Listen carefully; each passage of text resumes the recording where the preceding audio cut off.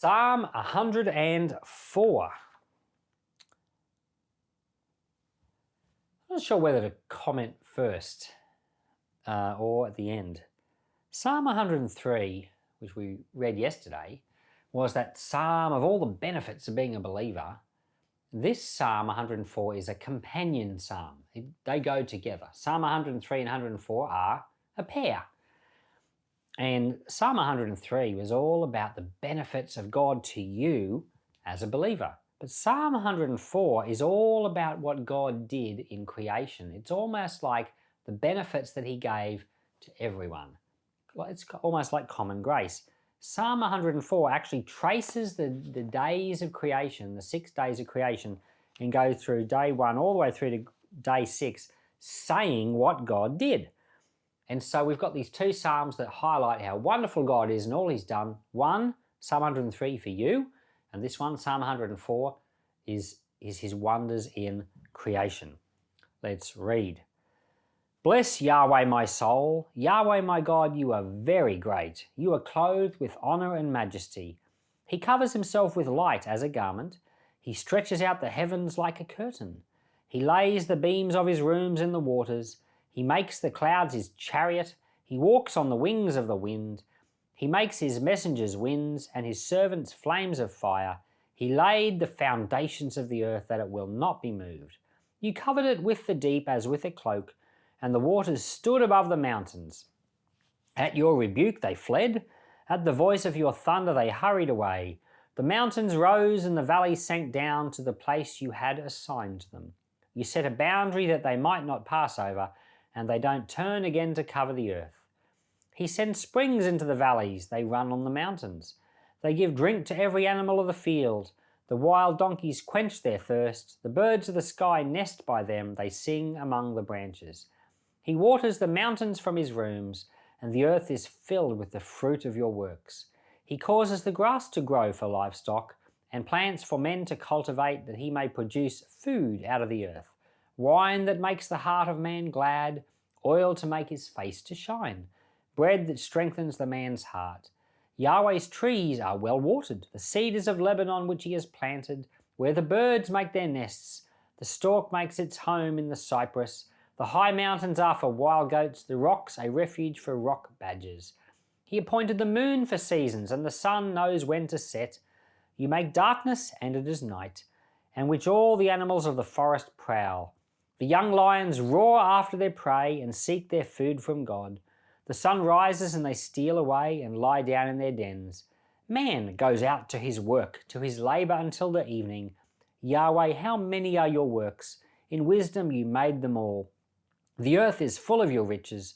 There is the sea, great and wide, in which the innumerable living things, both small and large animals. There the ships go, and Leviathan, whom you formed to play there.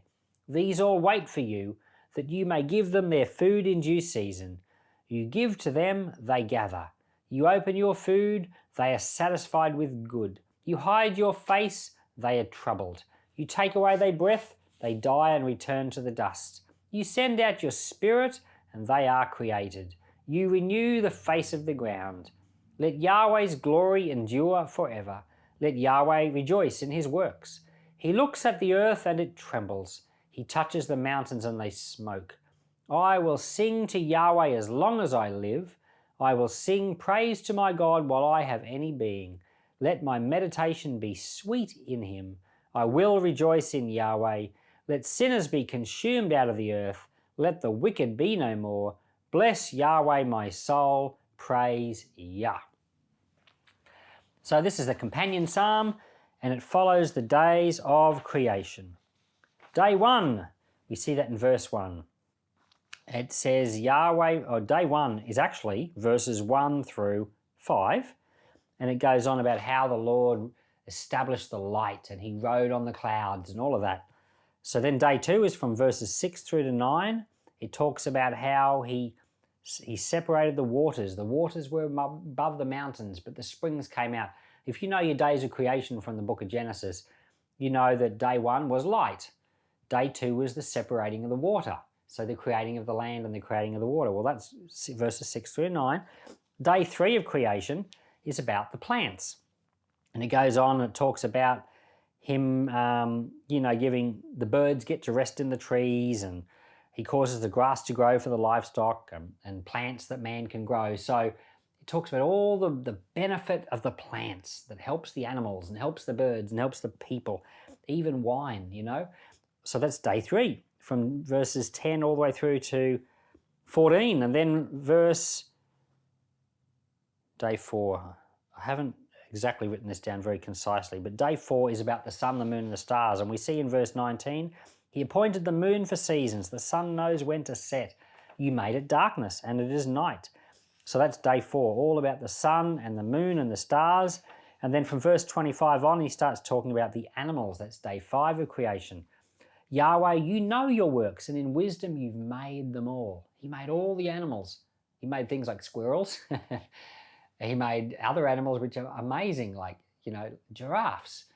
And such diversity of animals, kangaroos, and you think of animals like egg-laying animals like lizards and birds, and then you think of mammals, like tigers that don't lay eggs, and then you think of weird combo animals like the platypus, which are kind of like a mammal that does lay eggs.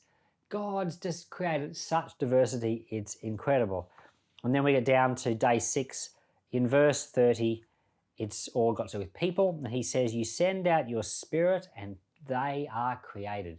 When God made Adam, he did make him out of the dirt, but then he breathed into him and his spirit went into him. And, people, we're not just animals like animals are. We're animals that have the spirit in us. We're a bit more complicated than just regular animals. It says he sent out his spirit and we were created. Verse 31, let Yahweh's glory endure forever. Let Yahweh rejoice in his works. And God did rejoice in his works. He looked at it all and said, it is good. So verse 33, I will sing to Yahweh as long as I live. I will sing praise to my God while I have being. While I'm alive, I will praise him. Psalm 104 is worth reading again and thinking more about. Think of all that God has done. Think of creation in its fullness. And I watched a video recently, and it was put out by the creation science people, and they'd done this survey. And I know that there's a lot of people in the world that believe in evolution. There are a lot of people that believe in creation, and some people kind of believe in both. And they kind of believe that God made the world, like he created the world via the evolutionary process. In my mind, I've always allowed room in my heart for believers to have that opinion, because,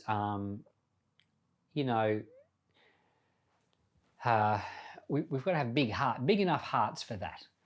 And but in my mind, I basically take the literal position with Genesis because it seems to be a literal narrative. First of all, there are lots of reasons for thinking like this.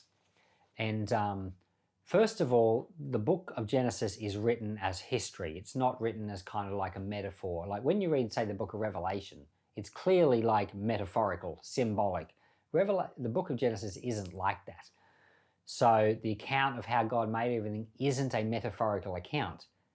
But what's even more interesting is that Moses is the guy that wrote that. All the ancient literature of the time, back then, the Babylonian creation stories and, the Epic of Gilgamesh, all those types of ancient documents, they're all poetry. And but the Bible, the book of Genesis, and all these early books are very unique in that they're not poetry. The Egyptians were the only culture that didn't write ancient poetry. Well, at least they might have written some, but they wrote narrative. It was the only culture that wrote narrative. Moses, who wrote the book of Genesis, was brought up in an Egyptian court, and so he wrote narrative. So what we've got in Genesis is narrative. We've got just a telling of what happened. And so I tend to take the Bible at face value. But I realize that, some people struggle with it, and I've always had a big enough heart to allow that difference to exist, even though I don't see it that way. And as Christians, we've got to have a big enough heart like that towards fellow believers. There are differences of interpretation about lots of parts of the Bible, and you can't cut people off because you have a difference. You must love them, accept them as a fellow believer, and allow them to see it that way. It's okay. And so I do. And this video I was watching, the creation science video, they were saying they'd done this survey and they'd surveyed people and they'd worked out that some huge number of people, like 70 or 80%, believed that God had made the world. Well, it might even have been 90%. But of those, half of them believed it was kind of like literally within 1 week, like the book of Genesis, and the other half thought it was kind of like some kind of evolutionary process. It was only about 10 or was it 12% of people that thought purely naturalistically, like as if there was no God involved. So for most people, now this wasn't a survey of Christians, this was a survey of people. So most people think that God's involved somehow, and that makes a lot of sense because it's the evolution itself is a nonsensical thing as well. Like people say that, oh, the fact that stuff just turned up out of nothing couldn't have happened. That would have to be supernatural, correct? But when you look at the story of evolution, it also isn't sensical either, because there's so many things that just couldn't happen unless they would have to be helped along. If that were true, they would still need to be helped along. For example, how do you go from minerals to life? Where does the life come from? You know, and scientists haven't been able to figure that out, because I don't believe they can figure that out because it's not possible. Well, how do you go from single-celled organisms like amoebas and things that reproduce by splitting in half? How do you go from that to, say, sexual reproduction where you need a male and a female? How does that come about evolution by an evolutionary process? That's really weird. As well as all the complex nature of things like eyes. You know, how do you, because they would say you need eyes to be able, you know, animals needed eyes to be able to see predators and run away. But how do you see when you haven't got eyes yet? How do, you know, so, and the eyes, of course, are highly complex. The body is far more complex than Charles Darwin thought it was when he was suggesting these theories in the 1800s. So, like, to me, the more that you look into evolution, the more you realize that itself is actually not possible. It would have to be supernatural if that was going to happen. And the point that I'm trying to make is that God is the creator, no which way you look at it. And plus, basic philosophy, I know we'll take a minute and be philosophical here, but I had a moment at home a few months ago. One of my little children, I had one of my older children there visiting, and I had one of my little children there as well. And one of my little children said, "Dad," he said, "who made God?" And, you know, the age-old question, who made God? And I said, think about this. I said to him, no one made God. God is uncreated. And I said, the problem with the question, who made God, is that as soon as you say an answer to it, let's say it was, you know, God minus 1, then you'd say, well, who made God minus 1? Then the answer to that could be God minus 2. And who made God minus 2? As soon as you answer that question, there's always going to be the same question again about the answer to the question that you just gave. So it doesn't matter how many times you answer that question, you have to eventually, at some point, come to a thing that is uncreated. In other words, for anything to exist at all, something uncreated must exist. For anything physical to exist, in other words, something spiritual must exist first. So I was explaining that to my little kid, and he goes, oh yeah, makes sense. My older child had their head blown out. It's like, what? It's like, it was just, I had never seen it that clearly. Well, that's just basic philosophy. Nothing would exist at all unless God exists first. And something uncreated must exist, or otherwise nothing will exist. People who don't want there to be a God, they say that the universe is the uncreated thing. It's just always been here. But as you know, that's something that we struggle to get our minds around. How could something like the universe always exist that's physical? I think it's much easier to believe that a spiritual thing existed which wasn't physical than for a physical thing to have always been eternal. Besides, we have the word of the Lord. The Lord tells us that he is the eternal God, the uncreated one. And here in Psalm 104, we have a psalm praising God for his works in creation. And it says in verse 34, "Let my meditation be sweet to him. I will rejoice in Yahweh." I want to leave you with this question. Why did the Lord create everything? Why did the Lord do what he did? I want you to think about that and then thank him for it.